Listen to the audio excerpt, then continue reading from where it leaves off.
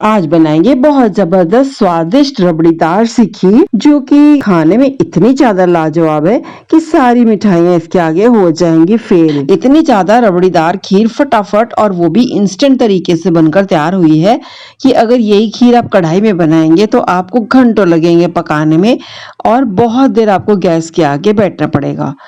इस रबड़ीदार खीर को हमने बनाया है बहुत ही ज्यादा खास ट्रिक से।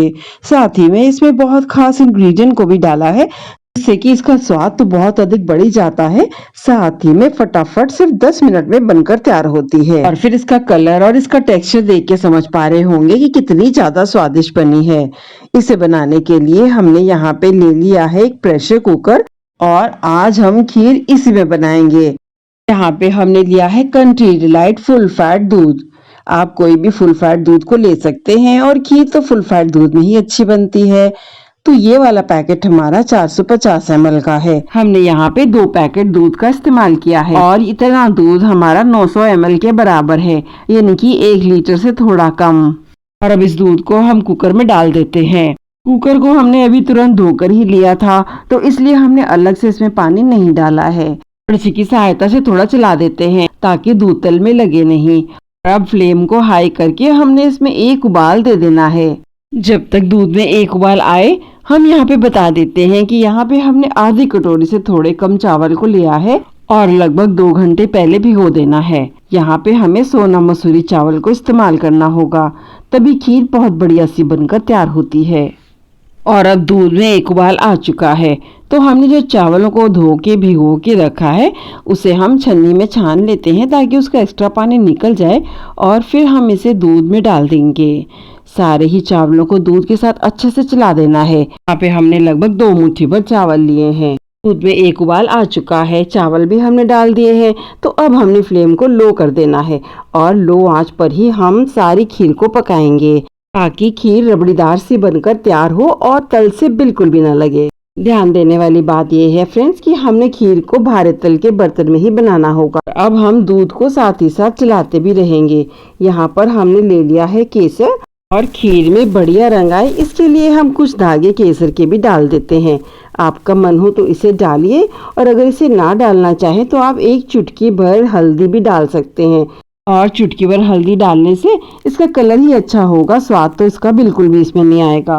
और अब हमने आधी कटोरी जितनी चीनी को थोड़ा थोड़ा करके डाल देना है। चीनी को अभी साथ में ही डाला है लेकिन हम आपसे कहेंगे फ्रेंड्स जब खीर लगभग बनकर आपकी तैयार होने वाली हो तब आप चीनी को डालिएगा। वैसे तो हम अक्सर सल्फरलेस चीनी को इस्तेमाल करते हैं लेकिन कभी नॉर्मल चीनी भी मिले तो हमारी खीर स्मूथ सी बनकर तैयार हो।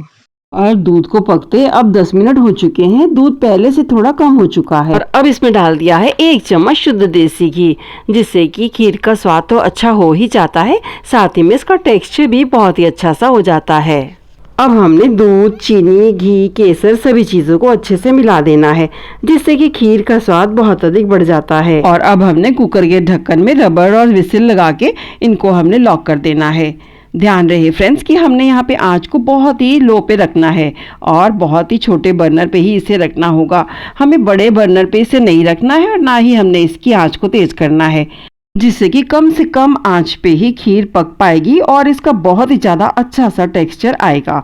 और इस तरह से इसको विसिल लगने में बहुत समय नहीं लगता है, लेकिन जब भी कभी हम दाल सब्जी बनाएं तो थोड़ा बहुत तो विसिल से पानी निकलता ही है, लेकिन खीर को पकते समय विसिल से दूध कम से कम निकले उसके लिए हमने खीर में घी को ऐड कर दिया है। घी ऐड करने से इसका स्वाद तो बढ़ता ही है, साथ ही में विसिल लगने पर दूध भी बहुत कम छिटकता है। और अब जब तक लो आंच पे खीर में विसिल आती है तब तक हमने यहाँ पे थोड़े से ड्राई फ्रूट्स ले लिए हैं जो कि खीर को रिच टेस्ट देते हैं। यहाँ पे हमने लिए हैं थोड़े से काजू, थोड़े से पिस्ता, थोड़ी सी किशमिश और थोड़े से बादाम को लिया है। बादाम को हमने पानी में भिगो देना है जिससे कि इसका छिलका आसानी से उतर पाए। अब चाहे तो थोड़ा गुनगुने पानी में भी इसे भिगो सकते हैं। इसके साथ ही हमने 3-4 सूखे नारियल की स्लाइसेस लंबाई में काट के ले लिए हैं। अपनी पसंद अनुसार ड्राई फ्रूट्स को कम ज्यादा कर सकते हैं। प्रेशर कुकर में 2 विसिल आ चुकी हैं तो अब हम गैस की फ्लेम को बंद कर देते हैं और छोटी नॉब जो उठी दिख रही है उसको हम बैठने देते हैं। तब इसका मतलब कि भाप इसमें अच्छी ठंडी हो चुकी है। विसिल को चेक करने के बाद हमने ढक्कन को सावधानी से खोल लिया है और ये देखिए फ्रेंड्स कितनी ज्यादा रबड़ीदार सी खीर हमारी बन चुकी है। लेकिन अभी इसमें कुछ सामान डालना बाकी है। तो कड़छी की सहायता से जो इसके आसपास मलाईदार सी रबड़ी दिख रही है तो उसे हम इकट्ठा करके बीच में ऐड कर देते हैं। देखा फ्रेंड्स आपने, ना तो हमने इन्हें घंटों पकाया है और ना ही हमारी खीर तल से लगी हुई है। तो इस तरह से आप खीर बनाएंगे तो फटाफट से बनके तैयार होती है। खीर आधे से लगभग ज्यादा बनके तैयार हो चुकी है। जो हमने ड्राई फ्रूट्स लिए हैं उन्हें हम डाल देते हैं मिक्सी जार में। इसमें डाला है थोड़े से काजू और थोड़े से अलग से बादाम लेके रखे हैं, उनको डाल दिया है। और दूध को पकाते समय हमने उसमें हरी इलायची भी डाल दी थी, लेकिन हम आपको दिखाना स्किप कर गए हैं फ्रेंड्स, इसे भी आप जरूर डालिएगा। ड्राई फ्रूट्स को हमने थोड़ा सा बारीक पीसना है, तो इसके लिए हमें पहले दूध मिला देना है। हम थोड़ा इसमें भूल गए थे फ्रेंड्स, लेकिन आप इसके साथ ही दूध को डाल दीजिएगा। जार को थोड़ा रोक रोक कर चलाना है और इससे अच्छे से ड्राई फ्रूट्स पीस पाएंगे। और अब खीर वाली गैस को तो हमने पहले ही बंद कर दिया है और अब हमने जो ड्राई फ्रूट्स पीस के लिए हैं उनको भी अब हम इसमें डाल देते हैं। हटाने के बाद कड़छी की सहायता से सारी मलाई को किनारों से हटाते हुए हमने बीच में कर लेना है। इन ड्राई फ्रूट्स मिश्रण डालने से पहले हमने यहाँ पे 1 pouch everyday Nestle milk powder को डाला है। चम्मच से नापेंगे तो 3 बड़े चम्मच मिल्क पाउडर को डाला है और इससे भी खीर का स्वाद बहुत अधिक बढ़ता है। अब हमने जो ड्राई फ्रूट्स दूध का मिक्स बना के तैयार किया है उसे भी हमने इस समय डाल देना है। और अब लो फ्लेम पर ही हम आधा मिनट के लिए ही सिर्फ गैस को ऑन करेंगे और इसी पे ही सारी चीजों को आपस में अच्छे से मिक्स कर लेना है। और अब ये देखिए फ्रेंड्स, हम आपको दिखा देते हैं कितनी ज्यादा गाढ़ी मजेदार रबड़ीदार सी खीर फटाफट से बनके तैयार हो गई है।